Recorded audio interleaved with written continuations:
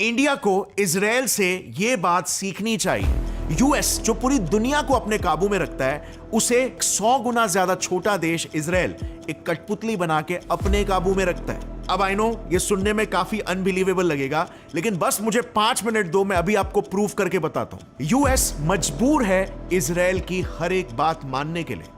क्या आपने कभी ऑब्जर्व किया है कि जिन चीजों के लिए अमेरिका दूसरे देशों को क्रिटिसाइज करता है, उन्हीं चीजों के लिए वो इजराइल को खुलेआम एप्रिशिएट करता है। एग्जाम्पल के लिए यूएस ने रशिया को क्रीमिया और डॉनबास इन्वेजन के लिए भर भर के क्रिटिसाइज किया था, लेकिन वहीं पर उसने इजराइल के गाजा इन्वेजन को सेल्फ डिफेंस बताकर उसे सपोर्ट किया। So I just had a frank and constructive meeting with Prime Minister Netanyahu. I told him that I will always ensure that Israel is able to defend itself, including from Iran and Iran-backed militias such as Hamas and Hezbollah. US ने Saudi से Yemen war के लिए support खींच लिया, ये बोल के कि उस वॉर में लाखों लोग मारे जा रहे हैं। We are ending all American support for offensive operations in the war in Yemen. लेकिन वहीं पर पूरी दुनिया के प्रेशराइज करने के बावजूद यूएस ने गाजा में मरे हुए पैलेस्टीनियंस को एक जेनोसाइड बोलने से मना कर दिया। What's happening is not genocide. We reject that. China को तो यूएस सीधे सीधे धमकी दे देता है कि अगर चाइना ने ताइवान को छूने की भी कोशिश की तो हम उस पर हमला कर देंगे। You willing to get involved militarily to defend Taiwan if it comes to that? Yes. U.S. forces, U.S. men and women would defend Taiwan in the event of a Chinese invasion. Yes. पर वहीं पर West Bank में जो areas Israel occupy करके रखा हुआ है, उस पर यूएस की बोलती बंद हो जाती है। अच्छा, एक इंटरेस्टिंग बात, एक इजरायली एनजीओ के चीफ स्टीव रोजन ने एक बात ओपनली कह दी थी कि मैं अगर खाली रुमाल भी दे दूं ना, तो 24 घंटों में 70 सेनेटर्स यानी कि अमेरिकन एमपीज उस रुमाल पर अपनी साइन करके मुझे वापस दे देंगे। और यह बात बोल रहा है एक इजरायली एनजीओ का चीफ।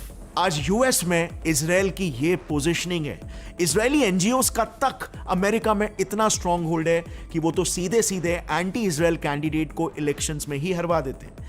एंड सबसे इंपॉर्टेंट बात, इस चीज को वो ओपनली ट्विटर जैसे प्लेटफॉर्म्स में छाती ठोकते हुए एक्सेप्ट भी करते हैं, और फिर भी यूएस उनका बाल भी बाका नहीं कर पाता। लेकिन आखिर क्यों यूएस इजराइल के लिए इतना पार्शियल क्यों है? वो यूएस जो पूरी दुनिया के सामने पीस और ह्यूमन राइट्स का एक मसीहा बनता है, उसकी बोलती इजराइल के सामने एकदम से बंद की हो जाती है। Well, the reason is because Israel ने बड़े ही स्ट्रेटेजिकली अमेरिका में अपनी लॉबी डिप्लोमेसी बिठा के रखी हुई है। मतलब इजराइल यूएस के यूनिवर्सिटी से लेकर यूएस के मीडिया तक, उनके कार्टून से लेकर वहां की गवर्नमेंट तक, बेसिकली हर एक अमेरिकन में इजराइल ने अपना ऐसा इन्फ्लुएंस, अपना प्रोपोगेंडा बिठा के रखा हुआ है, जिससे इजराइल जो चाहे वो यूएस से आसानी से करवा लेता है। और ये इतने इफेक्टिवली, इतने स्ट्रेटेजिकली कैसे किया जाता है, ये चीज इंडिया को इजराइल से सीखनी चाहिए। अब चलो, लॉबी डिप्लोमेसी के बारे में तो हमने थोड़ा बात कर लिया, लेकिन एक और एक तरीका है जिससे इजराइल यूएस को कंट्रोल करता है, और वो है डायरेक्टली यूएस के ही प्रेसिडेंट्स को ब्लैकमेल करके अपना काम निकलवाना। यस, और इसके कई सारे एग्जांपल्स हैं। इनफैक्ट ये बात तो खुद यूएस प्रेसिडेंट जॉर्ज बुश ने एक ओपन लेटर लिखकर दुनिया को बताई थी। अब इजराइल एग्जैक्टली किस तरह से अमेरिकन प्रेसिडेंट्स को ब्लैकमेल करता है, इसके बारे में हम कुछ ही मिनटों बाद बात करेंगे।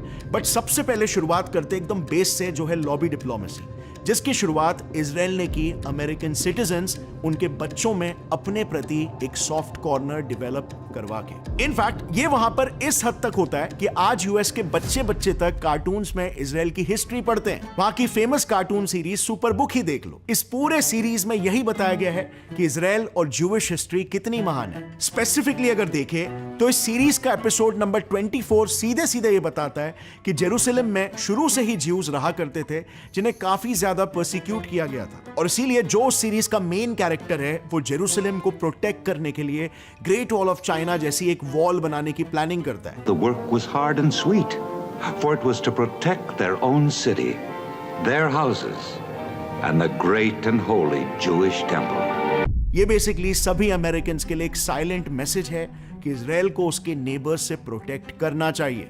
ऐसे ही एक और एक सीरीज है प्रिंस ऑफ इजिप्ट करके, इसमें भी ऑलमोस्ट सेम स्टोरी बताई गई है। इजिप्ट का फैरो यानी कि राजा ज्यूस को पर्सिक्यूट करता है, और फिर मोसेस जो इस सीरीज के मेन कैरेक्टर है, वो आके इजिप्ट में ज्यूस को वापस से रीसेटल करवाते हैं। सो बेसिकली कार्टून्स को निशाना बना के अमेरिकन्स के दिमाग में बचपन से ही इजराइल के प्रति एक सॉफ्ट कॉर्नर डेवलप करवाया गया है ताकि कल को ज्यूज के खिलाफ कुछ भी हो, अमेरिका और वहां की जनता की सिंपैथी हमेशा इजराइल के साथ ही हो। अब नेक्स्ट, किसी भी देश की आइडियोलॉजीज का गढ़ होती है वहां की यूनिवर्सिटीज। यूनिवर्सिटी लेवल पर ही पहुंचकर बच्चा पॉलिटिकली ज्यादा अवेयर भी होता है, देश और विदेश के डायनामिक्स समझने लगता है और बेसिकली उनका आइडियोलॉजिकल इंक्लिनेशन यूनिवर्सिटीज ही शेप करती है। और साथ ही में यूनिवर्सिटी लेवल में ही बहुत सारे स्टूडेंट ग्रुप्स और एसोसिएशंस बनना शुरू हो जाते हैं जो बच्चों को लाइक माइंडेड आइडियोलॉजी वाले लोगों से मिलवाते हैं और उनकी सोच को, उनकी आवाज को एक प्लेटफॉर्म देते हैं। और इसीलिए इजराइल ने अमेरिकन यूनिवर्सिटीज में भी बहुत ही ज्यादा फोकस किया है। ये लिस्ट देखना जरा, इसमें कम से कम 10 से 15 पूरे दुनिया के टॉप पब्लिकेशन हाउसेस का नाम है, including market leaders in education like National Geographic, Discovery Education, McGraw Hill और पियर्सन। एक रिपोर्ट के हिसाब से ये सारे कंपनीज एक इजरायली ऑर्गेनाइजेशन के कहने पर अपने पब्लिकेशंस में एक soft pro Jewish propaganda publish करते हैं। मतलब बेसिकली वो हिस्ट्री को कहीं ना कहीं इजराइल के एंगल से, इजराइल के पर्सपेक्टिव से नरेट करते हैं। ज्यूस की हिस्ट्री, इजराइल की हिस्ट्री, ज्यूस के परसिक्यूशन की स्टोरीज रेगुलरली पब्लिश करते रहते हैं। इस ऑर्गेनाइजेशन का नाम है इंस्टीट्यूट ऑफ करिकुलम सर्विसेज और इस रिपोर्ट ने अपने क्लेम्स को बैक करने के लिए काफी सारे प्रूफ्स भी दिए हैं। जैसे फॉर एग्जांपल रिपोर्ट्स में मेंशन्ड है कि इसी ऑर्गेनाइजेशन के कहने पर इन पब्लिकेशन हाउसेस ने अपने बुक से पैलेस्टीन और वेस्ट बैंक का जिक्र ही डिलीट कर दिया था। इनफैक्ट ये तो पैलेस्टीन वर्ड को ही हटाकर उसे जूडा बोलने लगे थे, जिसका मतलब होता है एंशिएंट इजराइलाइट किंगडम। और सबसे कंट्रोवर्शियल स्टोरी कि वेस्ट बैंक में ज्यूज ने आके पैलेस्टीनियंस के लैंड को ऑक्यूपाई किया, इस स्टोरी को नैरेट करते वक्त उन्होंने चेंज करके यह कह दिया कि ज्यूज ने और ज्यादा तादाद में वेस्ट बैंक पे ऑलरेडी रह रहे ज्यूज को ज्वाइन किया। फिर 1967 में इजराइल ने वेस्ट बैंक को कैप्चर किया था। इस हिस्ट्री को तक इसी ऑर्गेनाइजेशन के कहने पर ही बुक से डिलीट कर दिया गया था। बेसिकली आईसीएस ने यूएस हिस्ट्री बुक से इजराइल की हिस्ट्री ही बदल दी है लिटरली, और ऐसा नैरेटिव सेट कर लिया कि इजराइल की जमीन हमेशा से ज्यूज की ही थी और ज्यूज हमेशा से अलग अलग देशों से परसिक्यूट होते आ रहे हैं। अब रिपोर्ट्स के हिसाब से यही आईसीएस हेवीली फंडेड है इजराइल से और इनका मिशन है पूरे दुनिया में एक प्रो ज्यूइश हिस्ट्री प्रोपोगेट करना। यही नहीं, आज यूएस के टॉप यूनिवर्सिटीज में पढ़ा रहे 20% प्रोफेसर्स भी ज्यूज है। Can you believe that? हम ये बात जानते ही है कि टीचर्स बचपन से ही बच्चों का आइडियोलॉजिकल व्यूज शेप करने में कितना इंपॉर्टेंट रोल प्ले करते हैं। तो ये ज्यूइश प्रोफेसर्स ये मेक श्योर करते हैं कि बच्चों को प्रो इजराइल हिस्ट्री पढ़ाया जाए और यूएस के यूनिवर्सिटीज में एंटी इजराइल कोई भी बात ना हो। लेकिन अगर लेट्स से हो भी जाए तो इजराइल के पास एक दूसरा तरीका भी है, फंडिंग।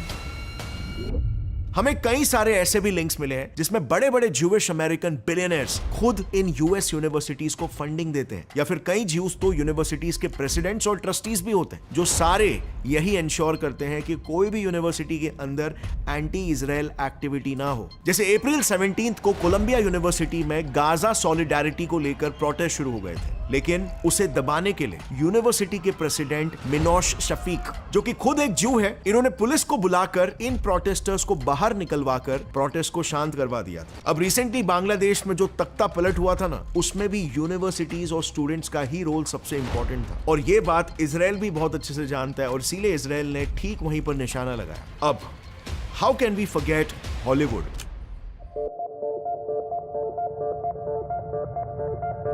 अकेले हॉलीवुड को ही अगर किसी ने क्रैक कर लिया ना, तो 195 देशों में आपके देश का प्रोपेगेंडा वायरल हो जाएगा, क्योंकि हॉलीवुड मूवीज ऑलमोस्ट पूरे दुनिया के सभी देशों में देखी जाती है। अब ये बात हम जानते हैं तो क्या इजराइल नहीं जानता होगा? जरा इन मूवीज को देखो। 1960 की एक्सोडस, ये स्टोरी बेसिकली वर्ल्ड वॉर 2 के बाद ज्यूइश रेफ्यूजीज के पैलेस्टीन पहुंचने के स्ट्रगल और इजराइल के जन्म की कहानी बयां करती है। म्यूनिक, इस मूवी की स्टोरी बेस्ड है 1972 में हुए एक हॉरिफिक हादसे पर, जहां पर इजराइल से म्यूनिक ओलंपिक्स के लिए 8 प्लेयर्स गए थे, लेकिन पैलेस्टीन के एक मिलिटेंट ग्रुप ने वहां उनके सारे प्लेयर्स को जान से मार डाला। तो मूवी में इजराइल कैसे अपना बदला लेता है पैलेस्टीनियन टेररिस्ट ग्रुप से, इस बात को बहुत ही ज्यादा ग्लोरीफाई किया गया। नेक्स्ट मूवी द सीज, जो कि 1998 में बनी एक मूवी है, जो ये दर्शाती है कि कैसे पैलेस्टीनियन टेररिस्ट ऑर्गेनाइजेशंस सिर्फ इजराइल के लिए ही नहीं बल्कि पूरे दुनिया के लिए, स्पेशली अमेरिका के लिए एक बहुत बड़ा खतरा है। मूवी में न्यूयॉर्क सिटी पर एक फिक्शनल टेररिस्ट अटैक होते हुए बताया गया और फिर ग्लोरीफाई किया गया कि कैसे अमेरिका ने अपना बदला लिया इन्हीं टेररिस्ट ऑर्गेनाइजेशन से। वॉल्ट्स विद बशीर, इस मूवी में भी 1982 के लेबनान वॉर के बारे में बताया गया है, जहां पर भी मूवी का प्लॉट कुछ वैसा ही है कि लेबनान ने इजराइल पर अटैक किया और फिर इजराइल ने अपना बदला कैसे निकाला। और Oscar winning movie Schindler's list को कौन भूल सकता है, सारी दुनिया ने इसे देखा है, जिसमें बहुत ही विजुअली बताया गया कि 1930s में जो हॉलोकॉस्ट हुआ था ना, उसमें नाज़ीस ने ज्यूस का कैसे एक मास परसिक्यूशन किया, उनका जेनोसाइड कैसा किया गया। ऐसे कई सारे मूवीज है, तो कुछ के नाम हमने बताए। इन सारे मूवीज में 3 चीजें बिल्कुल कॉमन है। नंबर 1, प्रो इजराइल सेंटिमेंट्स, यानी कि इजराइल के लिए भर भर के sympathy. Number 2, glorification of Israel as the biggest super power. और तीसरी बहुत ही इंटरेस्टिंग बात यह है कि इन सारे मूवीज के डायरेक्टर्स अमेरिकन है जो बाय रिलीजन ज्यूइश है, और ये अकेले नहीं है। क्या आप बिलीव करोगे, हॉलीवुड के 59% राइटर्स और डायरेक्टर्स सारे के सारे ज्यूइश हैं। प्लस एक रिपोर्ट के हिसाब से अमेरिका की 4 मेजर फिल्म प्रोडक्शन कंपनीज के ओनर्स भी ज्यूज हैं। मतलब एक तरह से हॉलीवुड की बाकी मूवीज में भी किसी में साइलेंटली तो किसी में actively pro Israel sentiments propagate किए जाते हैं, जिससे टारगेटेड मैसेज, इजराइल के लिए टारगेटेड सिंपैथी सिर्फ अमेरिकन तक ही नहीं बल्कि पूरी दुनिया के 195 देशों तक फैल जाती है। आज तक ग्लोबली अमेरिकन न्यूज को one of the most credible news sources माना जाता है। आपने कितने ही बार देखा होगा कि हमारे इंडियन मीडिया भी अमेरिकन न्यूज को ही कोट करते हैं। सो अब यहां पर इजराइल ने क्या किया ना, जरा देखना। द इंटरसेप्ट नाम की अमेरिकन न्यूज एजेंसी ने ही अपने एक रिपोर्ट में एक्सपोज किया था कि कैसे न्यूयॉर्क टाइम्स, वॉशिंगटन पोस्ट और लॉस एंजलिस टाइम्स जैसे कंपनीज में इजराइल ने अपना एक अच्छा खासा कंट्रोल बना के रखा हुआ है। उसी रिपोर्ट के हिसाब से करंटली शुरू इजराइल पैलेस्टीन वॉर में इन्हीं न्यूज आउटलेट्स ने पैलेस्टीनियंस की कैजुअलिटीज को कम बताकर इजरायलीज की डेथ को ज्यादा हाइप किया था। फिर द न्यू रिपब्लिक की रिपोर्ट के हिसाब से तो CNN, ABC और NBC के न्यूज चैनल्स में क्या पब्लिश होगा और क्या नहीं, ये सब कुछ इजराइल के कंट्रोल में है। CNN ने तो 2023 के इजराइल हमास वॉर को लेकर जो कुछ भी कवर किया था ना, वो सब कुछ डायरेक्टली इजरायली डिफेंस फोर्सेस से अप्रूव करवा के ही पब्लिश किया था। अब ये सब कुछ भी कम था कि शॉकिंगली यूएस के बड़े से बड़े न्यूज आउटलेट्स में जो राइटर्स हैं, उसमें से भी 61 राइटर्स सारे के सारे प्रो इजरायली हैं। उनके टॉप 3 न्यूज मीडिया कंपनीज के CEOs भी ज्यूइश है। इनफैक्ट द न्यूयॉर्क टाइम्स के ओनर खुद भी एक ज्यू है। सो जिन न्यूज मीडिया आउटलेट को पूरी दुनिया फॉलो करती है, जो किसी भी मुद्दे में सिर्फ अमेरिका ही नहीं बल्कि पूरे वर्ल्ड का पर्सपेक्टिव सेट करते हैं, वहां तक इजराइल ने अपनी पकड़ बना के रखी हुई है। And this is really commendable, but it doesn't stop over here. Israel की अगली स्ट्रैटेजी सुन के तो आपका दिमाग ही घूम जाएगा। देखो, क्रिश्चियनिटी दुनिया का सबसे बड़ा धर्म है, राइट? दुनिया में सबसे ज्यादा लोग और सबसे ज्यादा नेशंस क्रिश्चियंस ही तो है। तो इजराइल ने ना एक ऐसी स्ट्रैटेजी का इस्तेमाल किया जिससे एक तीर में इन्होंने इन सारे देशों को अपने साइड कर लिया। एक हिंट दूं, यही स्ट्रैटेजी कई सारे टेररिस्ट ऑर्गेनाइजेशंस भी यूज करते हैं अपने मकसद के लिए। Yes, religious interpretation. Of course Israel के केस में मेरे हिसाब से ये काफी पॉजिटिवली यूज किया गया है। जरा इसे देखो। Jewish people are God's chosen people. The Bible says 55 times that land shall be Israel's land forever. Israel is not a political issue, it's a Bible issue. Israel issue is not a political issue. It's a Bible issue. यानी कि Israel का मुद्दा political बिल्कुल भी नहीं है, ये एक धार्मिक मुद्दा है।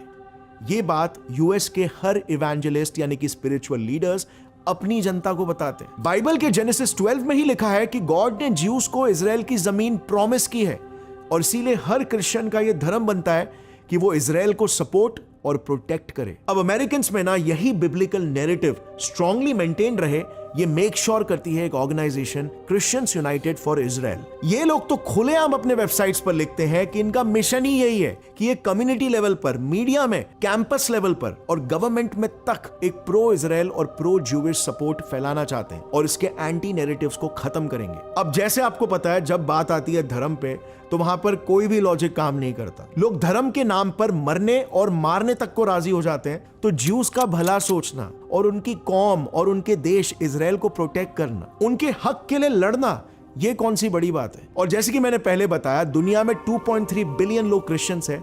सो बेसिकली धर्म के एक इंटरप्रिटेशन से इजराइल ने सीधा 31.6% ऑफ वर्ल्ड पॉपुलेशन के दिल में अपने प्रति सिंपैथी डेवलप कर ली। अब जब सारी जनता आपके साइड में है तो पॉलिटिशियंस को भी तो झक मार के आपकी ही सुननी पड़ेगी। वोट बैंक पॉलिटिक्स इसे ही तो कहते हैं। बट इजराइल का गेम सिर्फ वोट बैंक पॉलिटिक्स तक ही सीमित नहीं है, उससे भी आगे जाता है। यूएस के इलेक्शंस में भी इजराइल का इस हद तक इन्फ्लुएंस है कि आज यूएस में सरकार चाहे जिस भी पार्टी की हो, हर पार्टी को प्रो इजराइल पॉलिसीज बनानी ही पड़ती है। और अगर ऐसा नहीं हुआ तो अंजाम आप खुद ही देख लो। इस इजरायली ऑर्गेनाइजेशन ने ओपनली ट्वीट किया कि उन्होंने एंटी इजराइल कैंडिडेट को इलेक्शंस में हरवा दिया। यही नहीं, इसी ऑर्गेनाइजेशन के चीफ स्टीव रोजन ने एक बार यह भी कहा था कि मैं अगर खाली रुमाल भी दे दूं ना तो 24 घंटों में 70 सेनेटर्स यानी कि उनके अमेरिकन एमपीज उस पर ऐसे ही साइन करके वापस दे देंगे। मतलब बेसिकली वो ये दर्शा रहे हैं कि यूएस पार्लियामेंट से वो जो चाहे पास करवाने की ताकत रखते हैं और उनकी ऑर्गेनाइजेशन तो बस सिर्फ एक एनजीओ है। कैन यू बिलीव कितनी स्ट्रॉन्ग लॉबी होगी इजराइल की। लेकिन ऑफ कोर्स ये कोई आसान काम नहीं है और एक ऑर्गेनाइजेशन का भी काम नहीं है। एक्चुअली में गवर्नमेंट पे कंट्रोल करने का काम करती है 51 प्रो इजरायली ऑर्गेनाइजेशंस, जिनमें से American Israel public affairs committee AIPAC को तो इजराइल की स्पाई एजेंसी भी बुलाया जाता है। अब ये लोग ना दो तरीकों से गवर्नमेंट पर कंट्रोल करते हैं। नंबर 1, कैंडिडेट्स को हेवी फंडिंग्स देकर उन्हें इलेक्शंस में जिताकर और फिर उसी कैंडिडेट को प्रो इजरायली पॉलिसीज को सपोर्ट करने बोलते हैं। और अगर इसके बाद भी कोई यूएस का मिनिस्टर बात नहीं माने तो ये लोग सीधा आर्म ट्विस्टिंग करने पर भी रिजॉर्ट करने लगते हैं। और नहीं, ये मैं बिल्कुल भी एग्जैजरेट नहीं कर रहा हूं या ये कोई कॉन्स्पिरेसी थियरी नहीं है। मेरे पास 2 रिकॉर्डेड इंसिडेंट्स हैं जहां पर इजराइल ने लिटरली यूएस प्रेसिडेंट्स को बात नहीं मानने पर ब्लैकमेल करके अपना काम निकलवाया था। एक इंसिडेंट तो क्लिंटन इंक नाम की एक बुक में ही मेंशन्ड है, जिसमें यूएस प्रेसिडेंट बिल क्लिंटन को इजरायली पीएम नेतन्याहू ने धमकाया था अपने एक Jewish American journalist Jonathan Pollard को छुड़वाने के लिए, जिन्हें यूएस ने फांसी की सजा सुनवा दी थी। इजराइल ने बिल क्लिंटन की उनके इंटर्न मोनिका लेविंस्की के साथ इंटीमेट बातों को रिकॉर्ड कर लिया था, जिसके बाद उन्हें धमकी दी कि अगर उन्होंने इजराइल की बात नहीं मानी तो वो इस रिकॉर्डिंग को वायरल कर देंगे। सेम ब्लैकमेलिंग के आरोप यूएस प्रेसिडेंट जॉर्ज बुश ने भी एक बार ओपन लेटर लिखकर इजराइल पर लगाया था। उन्होंने भी पब्लिकली शेयर किया कि इजराइल ऑलमोस्ट पूरे यूएस के कॉल्स को टैप करता है और टेप करता है, मतलब आम इंसान से लेकर प्रेसिडेंट तक के, और उनका इस्तेमाल करके वो यूएस को ब्लैकमेल करता है। मतलब जरा सोचो, यूएस जैसे एक सुपर पावर के कार्टून से लेकर न्यूज मीडिया तक, यूनिवर्सिटी से लेकर डायरेक्टली गवर्नमेंटल लेवल तक अगर इजराइल अपनी जड़ें मजबूत कर पा रहा है तो ये डेफिनेटली कोई ना कोई वेल प्लान्ड स्ट्रैटेजी है, जिसका एग्जीक्यूशन भी इजराइल के हर एक पॉलिटिकल पार्टी, हर एक ब्यूरोक्रेट, हर एक प्राइम मिनिस्टर ने बहुत ही उम्दा तरीके से किया है। और सबसे शॉकिंग बात तो ये है कि देश भर के, दुनिया भर के मोस्टली हर एक ज्यू ने इसमें इजराइल का साथ दिया है। मतलब इनके स्ट्रैटेजी को जरा देखो, लिटरली ऐसा लगता है कि दुनिया भर के सारे ज्यूज एक साथ एक कमरे में मिले, बैठकर अच्छे से प्लान किया है, जो ऑफ कोर्स impossible है, right? So then how did Israel make this seemingly impossible task possible? Well, इसका जवाब है सिर्फ और सिर्फ उनकी सोच में, उनकी आइडेंटिटी में, उनके नेशनलिज्म में, यानी कि अपने देश और अपने कल्चर से उनका प्यार। एकदम सिंपल भाषा में उनकी राष्ट्र एकता में। एक्चुअली में ज्यूस इजराइल के जन्म से ही अपने रूट से काफी ज्यादा कनेक्टेड रहे, all thanks to their Zionist movement. Basically Israel ने 10 चीजों पर ध्यान नहीं दिया, बस सिर्फ और सिर्फ एक ही चीज पर ध्यान दिया। ज़ायोनिस्ट मूवमेंट की शुरुआत ही 19th सेंचुरी में इसीलिए की गई थी ताकि दुनिया का हर एक ज्यू चाहे कहीं भी पहुंच जाए, किसी भी देश में रहने लगे, लेकिन उनकी वफादारी हमेशा अपने कौम के साथ ही रहेगी। और एग्जैक्टली इसी चीज पर हमारे देश इंडिया ने कभी भी ध्यान नहीं दिया। इंडिया में तो हमें बचपन से ही बताया जाता है कि इंडिया छोड़ के बाकी सारे देश, अमेरिका, यूरोपियन देश, ऑस्ट्रेलिया, ये सबसे महान है। वहां पर पढ़ने जाओगे और सेटल हो जाओगे तो आपकी जिंदगी सक्सेसफुल हो जाएगी। कार्टून्स में मुझे एक कार्टून दिखा दो जो फॉरेन में चलते हैं, जहां पे इंडिया की महानता को दिखाई जा रही है, जहां पर यह बताया जा रहा है कि हमारा पास्ट, हमारा कल्चर कितना रिच है। उल्टा इंडिया में तो बचपन से ही अमेरिकन कार्टून्स को ज्यादा ग्लोरीफाई किया जाता है। यानी इंडिया में बचपन से ही एक बच्चे के दिमाग में उसके देश को लेकर ही एक इंफीरियोरिटी कॉम्प्लेक्स डेवलप की जाती है। फिर जब वो बच्चा बड़े होके स्कूल में जाता है तब उसे क्या सिखाया जाता है? यही कि उसका देश हमेशा कभी मुगलों ने लूटा, कभी अंग्रेजों ने लूटा। मतलब बच्चों का पूरा सिलेबस उन लोगों से भरा पड़ा हुआ है जिन्होंने इंडिया पर राज किया, इंडिया को अपना गुलाम बनाया। लेकिन इंडियन राजा महाराजाओं की कहानी 2-2 लाइन में खत्म कर दी जाती है। अहोम किंगडम, पालास, चालुक्य, राष्ट्रकूटास, गुर्जर प्रतिहारास और चोला डायनेस्टी, जिन्होंने सिर्फ इंडिया ही नहीं बल्कि साउथ ईस्ट एशिया के भी कई सारे देश जैसे कि श्रीलंका, मालदीव्स, वियतनाम वगैरह पर भी राज किया। इनका नाम भी आपने कभी अपने टेक्स्ट बुक में नहीं सुना होगा। और ये तो कुछ भी नहीं है। मैं तो महाराष्ट्र में पढ़ा हूं, लेकिन हमें छत्रपति शिवाजी महाराज के बारे में सिर्फ 4th और 7th क्लास में पढ़ाया जाता है, और वो भी मुगलों की कहानी बताने के लिए। मतलब छत्रपति शिवाजी महाराज जिन्होंने एक समय पे मेजॉरिटी हिंदुस्तान को एक करके मुगलों को खदेड़ भगाया था, उन्हें हमारे एजुकेशन सिस्टम में सिर्फ एक महाराष्ट्र का ही हीरो बनाकर रख दिया है। ऐसी पढ़ाई, ऐसी सॉफ्ट इन्फ्लुएंसिंग तो हमारे देश में हो रही है। फिर स्कूल से बच्चा जाता है यूनिवर्सिटीज में, और वहां का तो क्या ही हाल है ये मुझे आपको बताने की बिल्कुल भी जरूरत नहीं है। वहां पे तो बच्चों को उल्टी बुद्धि सिखाई जाती है, देशद्रोही काम करना सिखाया जाता है। इसके कितने सारे एग्जाम्पल्स है। जेएनयू का एग्जाम्पल ले लो। कन्हैया लाल जैसे बच्चे खुलेआम नारे लगाते घूमते हैं कि भारत तेरे टुकड़े होंगे,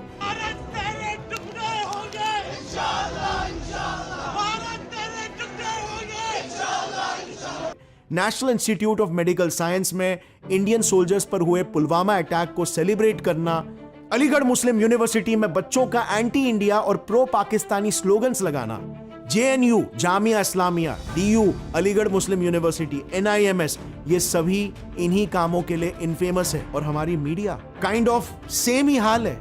अब किसी भी दूसरे देशों की मीडिया को ले लो, वो हमेशा अपने देश के नेशनलिस्ट मूव्स को बढ़ चढ़ के सेलिब्रेट करते हैं, पर वहीं पर इंडिया के नेशनलिस्ट डिसीजंस को, यानी कि उन बोल्ड डिसीजंस को जो इंडिया ने देश के हित में लिया है, उन्हें इंडियन मीडिया अक्सर डिमीन कर देती है। अब आर्टिकल 370 का एग्जांपल ले लो, इंडिया के लिए कितना बड़ा अचीवमेंट था, लेकिन इस डिसीजन को इंडिया के कुछ प्रोमिनेंट मीडिया हाउसेस ने सीधे इलीगल बता दिया। और ये एक बार की बात नहीं है। अभी दिल्ली में हुए G20 समिट का ही एग्जांपल ले लो। ये समिट हमारे देश में होना एक काफी ऐतिहासिक बात थी, और इंडिया ने इसे काफी अच्छे से भी लीड किया। लेकिन इसके बावजूद एक तरफ जहां पर फॉरेन यूट्यूबर्स इंडिया की तारीफ कर रहे थे, वहीं पर हमारी मीडिया इस G20 समिट में हमारे ही नुक्स निकाल रही थी। और हमें इंटरनेशनली रिप्रेजेंट करने वाली मूवीज की तो बात ही नहीं करे तो ही अच्छा है। इसमें स्लमडॉग मिलियनेयर जैसी मूवीज तो एक रेसिपी बन गई है। इंडिया की गरीबी दिखाओ और करोड़ों छापो।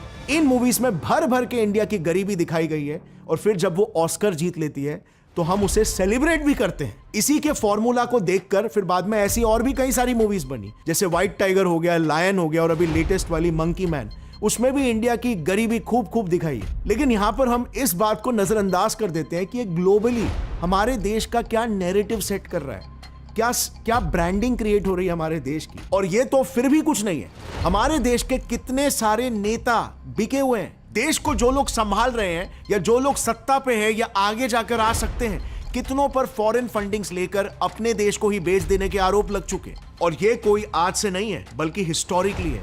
1980s में आपने सुना होगा कि केजीबी इंडिया में अंधाधुंध पैसे पंप कर रहा था ताकि सोवियत का इन्फ्लुएंस इंडिया में बढ़ सके। फिर इसके बाद इंदिरा गांधी ने अमेरिका पर एलिगेशंस लगाए थे कि उन्होंने इंडिया के कई सारे पॉलिटिशियंस को खरीद लिया ताकि वो उनकी सरकार को गिरा सके। और आज की हालत तो आप जानते ही हो। न्यूज मीडिया में आए दिन ऐसी खबरें आती रहती है कि जॉर्ज सोरोस जैसे लोग इंडिया में छाती ठोककर खुलेआम बिलियंस ऑफ डॉलर्स पंप कर रहे हैं ताकि इंडिया में इंस्टेबिलिटी क्रिएट हो सके, दंगे फसाद हो, और सरकार गिराकर यूएस की एक पपेट गवर्नमेंट एस्टैब्लिश करना चाहते हैं। सेम पिछले साल एक और न्यूज आई थी कि चाइना इंडिया में नेविल रॉय सिंघम नाम के एक इंसान के थ्रू 10,000 करोड़ इंडिया में पंप कर रहा है ताकि यहां पर एक प्रो चाइना गवर्नमेंट एस्टैब्लिश हो सके। फिर न्यूज में यह भी आया था कि कैसे इन्हीं पैसों से चाइना ने इंडिया की कई सारी मीडिया हाउसेस और पॉलिटिशियंस को तक खरीद लिया था। मतलब यार लिटरली ये हंसने वाली बात है। कहां तो हमें इन देशों पर अपना इन्फ्लुएंस बनाना चाहिए, लेकिन यहां पर तो ये सारे देश मिलकर हम पर अपना इन्फ्लुएंस बना रहे,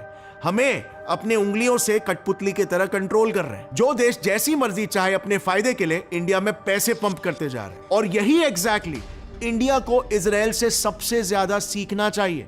हमारे अंदर देशभक्ति की भावना ही नहीं है, हम कुछ पैसों के लिए अपने देश को भेज देते हैं। बस जरा सोचो, इन देशों के लिए इंडिया में बिलियंस ऑफ डॉलर्स फंड करके, इंडिया के मीडिया हाउसेस को खरीद के, अपना प्रोपोगेंडा चला के, करंट सरकार के खिलाफ एक नैरेटिव वॉर छेड़ के कि ये गवर्नमेंट डिक्टेटर है, डेमोक्रेसी खतरे में है, या फिर इंडिया के ही ऑपोजिशन पॉलिटिशियंस को खरीद कर उन्हें जीतने में सपोर्ट करके हमारे देश में एक ऐसी सरकार खड़ा करना जो कि उनके देश की वफादार हो, उनकी बात माने, ये कितना आसान हो जाता है। इस स्ट्रैटेजी को लॉबी डिप्लोमेसी कहते हैं। काफी सारे देश ऐसा करते हैं जहां वो दूसरे देशों में अपने पावर और पैसों के बल पर इन्फ्लुएंस बढ़ाते हैं और फिर उन देशों के डिप्लोमैट्स और पॉलिटिशियंस को अपने फायदे में डिसीजंस लेने के लिए प्रेशराइज करते हैं। इजराइल के जितने भी एग्जांपल्स मैंने आपको बताए ना, वो सारे यही लॉबी डिप्लोमेसी के थे।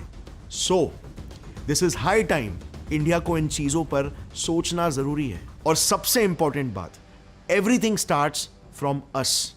हम और आप इस देश के लिए क्या करते हैं, इस देश के बारे में क्या सोच रखते हैं। आज अगर आप देखो तो दूसरे देशों की बढ़ाई करना, उनके म्यूजिक, फैशन, कल्चर को फॉलो करना काफी कूल बन गया है, जो कि एक अच्छी बात है, इसमें कोई बुराई नहीं है। लेकिन इसी के साथ अपने देश को गाली देना भी आज वो खोना माना जाता है। इंडिया में आज हमारी मेंटालिटी ऐसी हो गई है कि हर एक इंडियन चीज खराब है और सिर्फ फॉरेन का ही ब्रांडेड सामान को हम क्लास की निशानी मानते हैं। मेरे हिसाब से किसी भी देश के कल्चर को अप्रिशिएट करने के लिए अपने आप को या अपने देश के कल्चर को गिराने की कोई जरूरत नहीं है, उसे कम समझने की कोई जरूरत नहीं है। और जिस तरीके से एक ज़ायोनिस्ट मूवमेंट ने पूरे दुनिया के सारे ज्यूज को एक करके यूनाइट किया, उसी तरीके से इंडिया को भी जरूरत है एक ऐसे किसी नेशनलिस्ट मूवमेंट की जो पूरे भारत और दुनिया के सारे भारतीयों को एक कर सके। और चाहे फिर वो किसी भी धर्म के क्यों ना हो, उनके लिए उनके धर्म से पहले हमेशा देश आना चाहिए, क्योंकि हमारे देश का ब्लूप्रिंट ही यही है। It is a secular country, not a religious country. और ये बात भी हर भारतवासियों को रियलाइज करनी चाहिए कि देश की तरक्की में ही सभी भारतवासियों की ही असली तरक्की है। सो अगर फ्रेंड्स आपको भी लगता है कि ये सारी बातें इंडिया को प्रायोरिटी में इजराइल से सीखनी चाहिए और हर भारतवासियों के माइंडसेट में ये बदलाव आना चाहिए और सभी को यूनाइट होना चाहिए, तो इस वीडियो को जितना हो सके अपने फ्रेंड्स और फैमिली मेंबर्स के साथ शेयर करना। बिकॉज अगर हम एक माइंडसेट लेवल का चेंज लाना चाहते हैं तो मैं ही अकेले नहीं कर सकता हूं। इस वीडियो को ज्यादा से ज्यादा लोगों को देखना होगा और उन्हें अपने विचारों को व्यक्त करना होगा। इन चीजों पे डायलॉग शुरू होना पड़ेगा और तब जाकर हम एक चेंज ला सकते हैं। इस वीडियो के लिए समय निकालने का बहुत शुक्रिया। Take care. जय हिंद। वंदे मातरम।